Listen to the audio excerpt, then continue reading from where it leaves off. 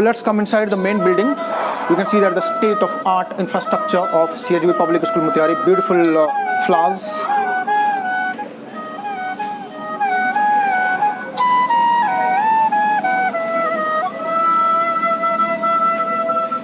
Let's get inside.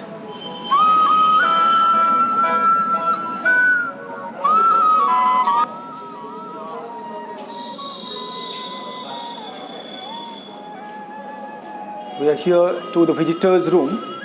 You can see this CHJB Hall of Fame. These are the trophies which have been won by the jubilant players of CHJB Public School Motihari. They are extremely talented. They have been participating in different competitions, be it the sports or cultural activities or singing competitions. They have been participating and winning laurels for their school. Here it goes, Glory Unplugged. It's beautifully placed over here.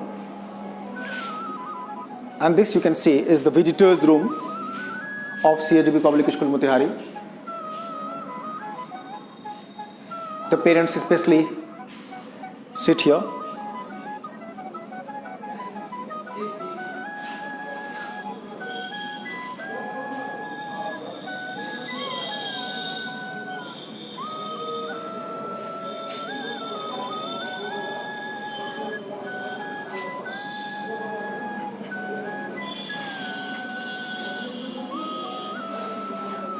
Here I can see the biometric attendance system, and this is touch-free, totally touch-free. The staff of CHB Public School Motihari don't need to touch it.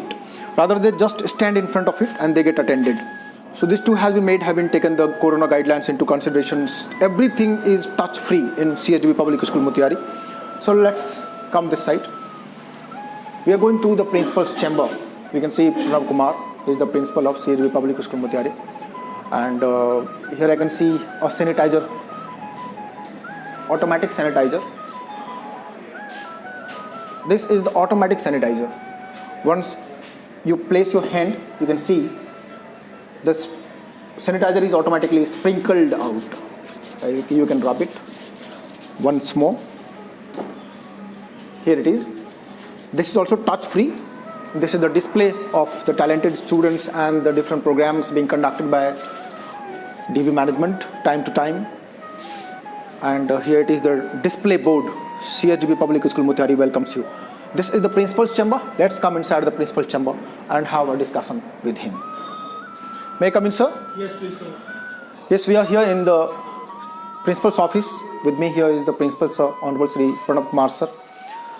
Sir, we want to have a discussion with you, sir. You can kindly sit down. Well, friends, we are here in the principal's office of CHDB Public School Motihari, and with me is the very dynamic young principal of CHDB Public School Motihari, Sri Pranav Kumar, sir, to have a discussion. After long gap, the schools have been permitted to start. So let's have a chat with Pranav, sir. Sir, first of all, we want to know that how difficult this pandemic has been for the schools particularly. They have to face a lot of economic setback in particular. First of all, namaste to everyone. Right from the beginning of this pandemic, it has been an uphill task for all academic institutions throughout the country, not only DAVs, but for all academic institutions. Though the DAV institutions are such established ones that we have come out with from this pandemic, and we are still coming out from this pandemic victorious.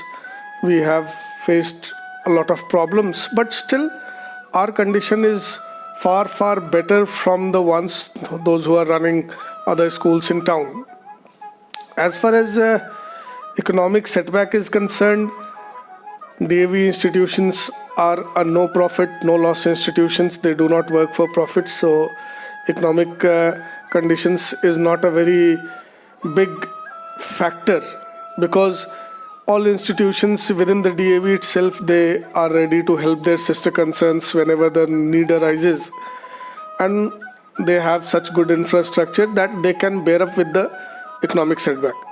But for the others, I feel it is something that has destroyed their complete academic system. This pandemic has put the academic system to dogs. The children are in the schools. We get to know about their regular progress. We can assess their where they stand at that moment, and then accordingly we can plan and work according to it. But since the children are away, we do not get what you say a prima facie knowledge of how the children are doing. Just though as DAV institutions we are trying to organize all activities. Right from April 2nd we started our online classes, the first, and possibly we were the first in town to start the online classes.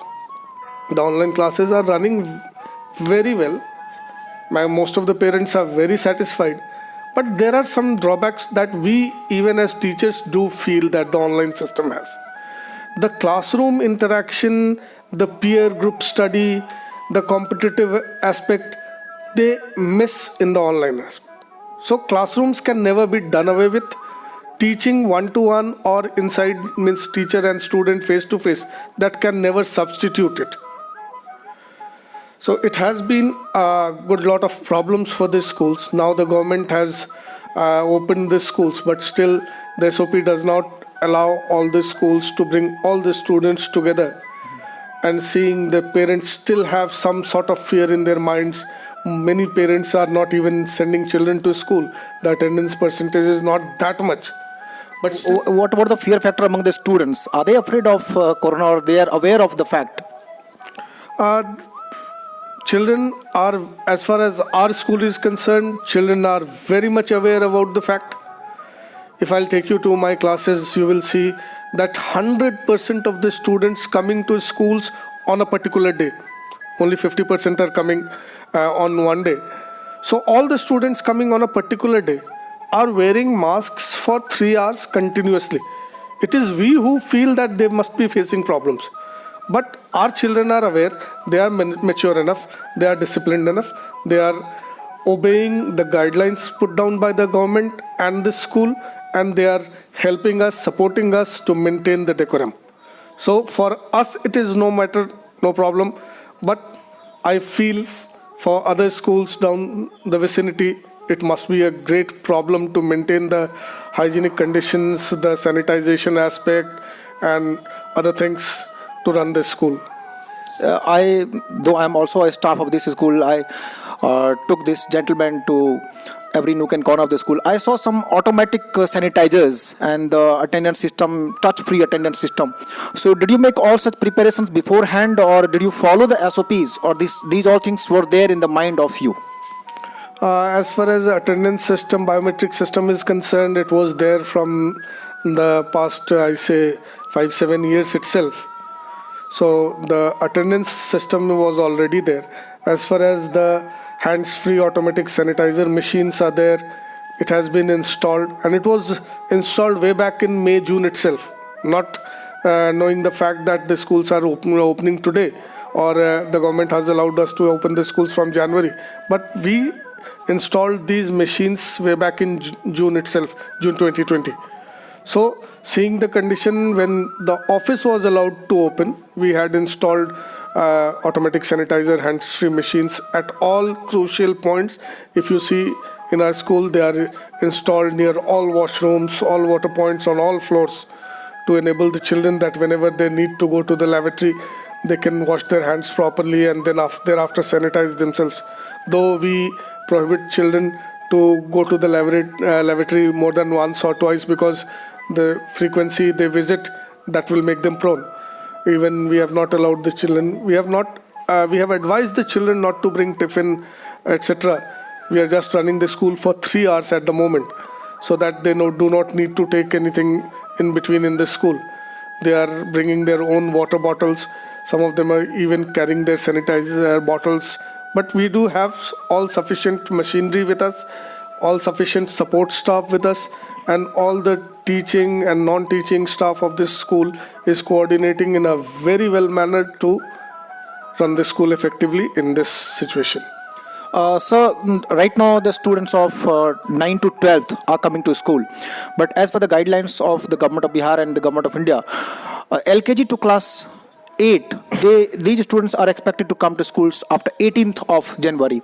How difficult it would be for the schools to cater to the students who are 7-year-old or 8-year-old? Will it be very difficult to train them to maintain the proper distancing and sanitization process? See, as far as the schools are concerned, whatever the government's guidelines will be there, we'll follow that in toto. When the government opens the schools for the junior kids, we'll open. We are already taking consent letters from the children or parents of the children who are coming to school. We are not allowing even a single student to come to school without the parents' consent. That means we are first of all highlighting all concerns regarding this to the parent, to the children before they come to school. Apart from that, we are trying to motivate them, make them aware about the what you call the process of infection and all, and how they can prevent themselves and keep themselves safe. Apart from that, though it is, I know, a very uphill task to see small children. As far as class 9 to 12th is concerned, they are teenagers, they are mature enough, they can understand. But taking class 3, 4, 5 children into consideration, we do fear the fact that some of them may playfully touch others' mask or just snatch it open or something of that sort. But we have sufficient staff, teaching as well as non-teaching, and I hope we'll be able to monitor them in a very good manner. So I hope that when the government opens the schools for other classes, we'll first be once again making the parents aware about the facts. We'll also encourage the parents we are holding parent-teachers meet frequently in the online or the offline manner, whatever is possible, so that we can interact with the parents and push aside their fears and other things, and they can send children to school. And sir, what about the crisis management? God forbid, may it not happen though. But if somebody suffers from some sort of disease, or you feel that they might have testing time or they need the medical support, what facilities the school has in that condition? Sir, as far as facility is concerned, we are, when children come to our school, first of all at the main school entry gate, we are scanning them. Even when they board the buses, they are being sanitized. Every bus is carrying that sanitization facility. The children are told to wear masks even in the bus. It is ensured that each and every child follows. But still, if somebody feels that he or she is unwell, we have proper machinery.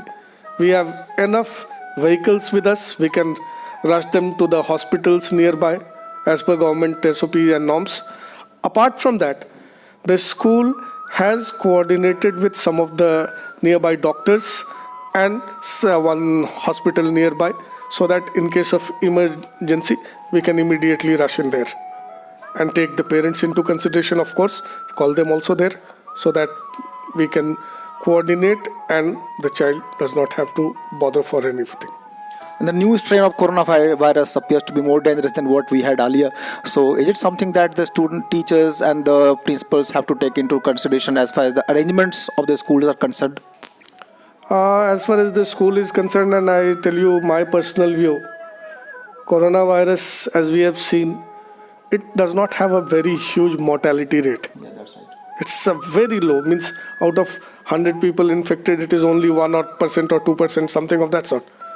So Indian people have that immunity system to face any strain. But since it is something unknown and we never know who will come and make us affected with the virus. But I feel the fooding and eating habits in India and this part of Bihar especially is that and sufficient that will support children to bear all strains of viruses coming. But still, without precaution, nothing is possible. Precaution and prevention are the two keywords that will help us get success in this. Online classes have been very effective as far as the DAV Public School Motihari is concerned. Do you think that this will vanish even after full-fledged offline classes are on? No, every coin has two sides. So it is two facets of the coin. The pandemic has put us in some sort of danger, but it has also taught us some good things. Like we were unaware of the online system of education. And this online system, like even today, Though we are running offline classes for class 9 to 12 for 3 hours, still for 3 hours we are running the online classes. As a head of the institution, I do very well understand that it is quite taxing for my staff. That suppose 9 o'clock they are coming here, 12:30 they are released from this school, they go home through transport or by their means, they reach home at 1:30 and right from 2 o'clock they start to take the class. It's very taxing. But just to put up a satisfaction in the minds of the parents and follow the government SOP. The government has said that it will be running offline classes as well as online. So we are following that in 100%. And I know now this offline attitude will help us in the times to come whenever there is a crisis situation or for some unknown reasons the schools are closed down, or sometimes what happens like we are there in Motihari, our school is often taken by the government for some special purposes, like it was the quarantine center for a month, for election training purposes and other, because of our infrastructure is so good. It is taken and we have to cooperate with the government. So in those cases, or even now in February, the Bihar board examinations, we have nothing to do with that, but the center is put over here. So in those cases, when the offline classes will not be able to run effectively in the school campus, online classes can substitute for a while. But still, online classes will not take the place of active classroom teaching. Well, sir, we always talk about the teachers, the parents, and the principals, the grown-up people. The children particularly might not have faced that sort of situation ever. And they were almost home imprisoned for 10 months or so. How painful this must have been for the students. Will it cause some sort of depression to some students? Strain or stress will be there among the students. Is that sort of thing that the students have to face? One thing I'll tell you here is that the parents who are aware enough, if the parents are aware enough, there will be no problems. It is somewhat, as a parent, we also feel it is our duty to see what our children are doing. But to some extent, yes, I do feel that it has brought about a change to the attitude of children, because they are, as you say, they have been imprisoned inside their houses. So their attitude has changed. Like when the schools were running, they were getting up early at 5 o'clock, getting ready, moving to the bus stop at 6, and then to school. Now that attitude of getting up early has possibly vanished. Children are waking up, though they are studying, no doubt. And that is what I am saying. The parents are aware, things will go on very well. It is the duty of the parents also to help us.